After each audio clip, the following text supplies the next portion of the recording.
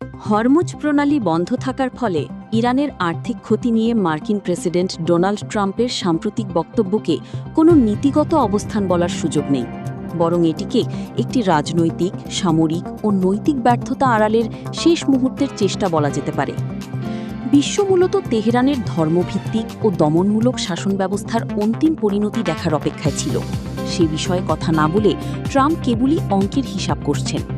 তিনি বলছেন, ইরান প্রতিদিন $50 কোটি হারাচ্ছে, সেনাদের বেতন দেওয়া যাচ্ছে না এবং তাদের নগদ অর্থের সংকট দেখা দিয়েছে। নীতি নির্ধারকেরা যখন সত্যিকারের কোনো রাজনৈতিক সাফল্য তুলে ধরতে ব্যর্থ হন, তখনই সাধারণত হিসাবরক্ষকদের মতো এমন ভাষায় কথা বলেন। যুদ্ধের প্রথম সপ্তাহ থেকেই দেশের ভিতরে ও বাইরে ইরানিদের একটি বড় অংশ আশায় বুক বেঁধেছিল। 4 দশকের বেশি সময় ধরে তাদের জীবনের উপর চেপে বসা এই শাসন ব্যবস্থার বোধহয় এবার পতন ঘটতে যাচ্ছে। কিন্তু শিগগিরই বিষয়টি স্পষ্ট হয়ে যায়, আলী খামেনির ব্যবস্থার পতন ঘটানো এই যুদ্ধের উদ্দেশ্য নয়। মূলত আঞ্চলিক ক্ষমতার ভারসাম্য নতুন করে সাজানোর জন্যই এই যুদ্ধ। আর এর জন্য যদি রাষ্ট্র ও সমাজ হিসেবে খোদ ইরানকেই বলিদান করতে হয়, তাতেও কারো কোনো আপত্তি নেই। যারা মুক্তির স্বপ্ন দেখেছিলেন তারা বুঝতেন এই যুদ্ধটি তাদের স্বার্থে পরিচালিত হচ্ছে না। ট্রাম্প ইরানের আর্থিক পতনের হুমকির কথা শোনাচ্ছেন, হরমুজ প্রণালীর ওপর চাপ সৃষ্টির কথা বলছেন এবং জলপথটি আবার খুলে দেওয়ার জন্য তেহরান ভিক্ষা চাইছে বলেও ইঙ্গিত দিচ্ছেন।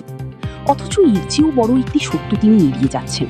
আর সেই সত্যটি হলো, যে সরকারের ঘাঁটিতে বোমা হামলা হয়েছে, যাদের সামরিক ও অর্থনৈতিক অবকাঠামো ধ্বংস হয়েছে এবং জ্যেষ্ঠ কমান্ডাররা নিহত হয়েছেন, তারা কিন্তু ঠিকই এখনও টিকে আছে। এর চেয়েও উদ্বেগের বিষয় হলো, এমন একটি পরিণতি অনেক ইরানিকেই পিছিয়ে আসতে বাধ্য করেছে।